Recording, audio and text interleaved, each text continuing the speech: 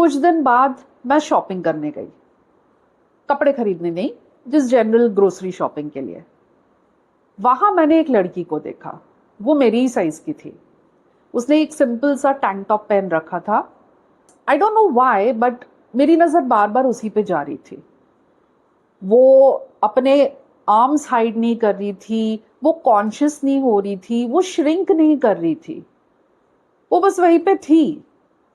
And मुझे वो उस मोमेंट में बहुत ब्यूटीफुल लगी। तो मैंने उसकी तरफ देखा, उसने मेरी तरफ देखा, we smiled at each other, और मैंने बिना ज्यादा सोचे उसे बोल दिया, you really very beautiful. And she hugged me and said, oh you made my day. और फिर उसने मुझे देखा और कहा कि you are so pretty yourself. बस इतनी सी बात थी। उसके लिए वो कॉन्वर्सेशन वहीं पे खत्म हो गई, पर मेरे लिए नहीं। पूरे समय घर आते वक्त मैं उसी के बारे में सोचती रही। मैं यही सोचती रही कि उस लड़की में इतना खास क्या था जो मुझे इतना इफेक्ट कर गया। क्या उसके कपड़े थे? नहीं। क्या उसका कॉन्फिडेंस था? शायद नहीं।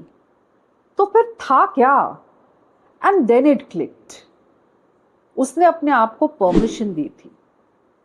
परमिशन अपने बॉडी को एक्सेप्ट करने की। परमिशन उसे जो कपड़े पसंद थे वो पहनने की। परमिशन खुल के जीने की। तब मुझे रियलाइज हुआ कि मैं उसे नहीं देख रही थी, ना उसके कॉन्फिडेंस को देख रही थी। मैं बस उसे इसलिए देख रही थी क्योंकि मुझे उसमें वो फ्रीडम नजर आई जो उसने खुद को दे रखी थी और मैंने अपने आप से छीन ली थी। घर आकर अपना वार्डरोब खोला और पहली बार ये जो सारे कपड़े थे, वो कपड़े कम और हर एक कपड़ा एक पोस्टपोन मोमेंट ज्यादा लग रहा था। एक ऐसा पोस्टपोन मोमेंट जो एक ऐसे फ्यूचर वर्जन के लिए रखा गया था जो मुझे पता ही नहीं कब रियलिटी बनने वाला था। वैसे मुझे उस शाम एक इवेंट अटेंड करने जाना था, तो मैंने कुछ अनकैनी सा किया। मैंने आंखें बंद की और रैंडमली एक टॉप खींच के निकाल लिया। वो टॉप निकला एक स्पेगेटी टॉप। मैंने बिना सोचे पहन लिया और ऑलमोस्ट हर मैरिड वुमन की तरह मैं अपने हस्बैंड के पास गई और मैंने उन्हें पूछा, हाउ डू आई लुक? उन्होंने मुझे देखा और कहा, यू लुक गुड। और मैंने कहा, नहीं, एक्चुअली गुड। वो हंसे और बोले कि I would really like to see you wear more of these clothes.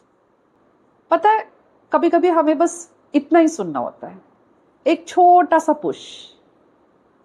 पर यू नो व्हाट, कहानी वही खत्म नहीं हुई।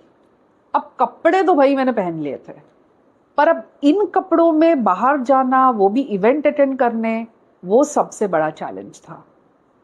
एंड मुझे एंजाइटी होने लगी। जैसे जैसे बाहर जाने का वक्त पास आता गया, मेरा दिमाग मुझे कहता गया, तू मोटी लग रही है, लोग हंसेंगे तुझ पे, people will say you are trying too hard. पर मैं उस एंजाइटी को कंट्रोल करने की बहुत कोशिश कर रही थी। और जैसे यूनिवर्स को भी मेरी स्टोरी में एंट्री लेनी थी, अब जाने में थोड़ा वक्त था और मुझे अपनी एंजाइटी को थोड़ा काम डाउन करना था, तो मैं इंस्टाग्राम स्क्रॉल करने लगी। स्क्रॉल करते करते दीपिका पादुकोण का एक पुराना इंटरव्यू मेरे सामने आ गया। उसमें she said, darling, I am dressing for my self, I am not dressing for you. और इस बार ये डायलॉग सीधा मेरे दिल पे लगा, क्योंकि पहली बार मैंने ये रियलाइज किया कि दुनिया ने मुझे कभी वेट करने के लिए कहा ही नहीं। मैं खुद ही वेट कर रही थी, and I don't know for what. मैं उस शाम वो आउटफिट पहनकर इवेंट में चली गई और पता है क्या हुआ? कुछ नहीं। किसी ने मुझे पॉइंट आउट नहीं किया, किसी ने मेरा मजाक नहीं उड़ाया, किसी को फर्क ही नहीं पड़ा। इनफैक्ट एक आध लोगों ने तो मुझे कॉम्प्लीमेंट भी किया।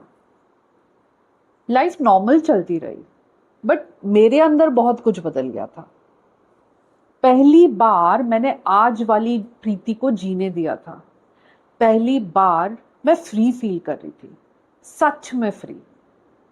और ऐसा नहीं है कि उस दिन के बाद से सब कुछ मैजिकली चेंज हो गया।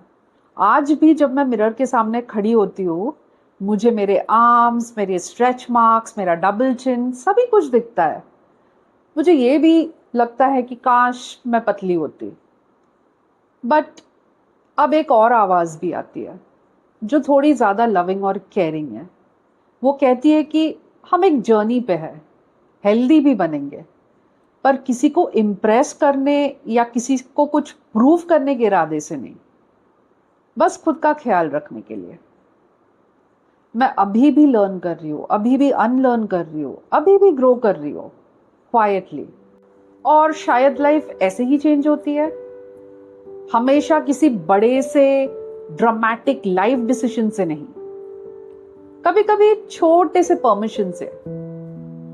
तो अगर आपने भी अपने किसी लाइफ का हिस्सा अपने किसी फ्यूचर वर्जन के लिए सेव करके रखा है तो मुझे कमेंट्स में जरूर बताना। मुझे लगता है मैं अकेली तो बिल्कुल नहीं हूं। Until next time, stay soft, stay self-aware, and keep the quiet fire burning.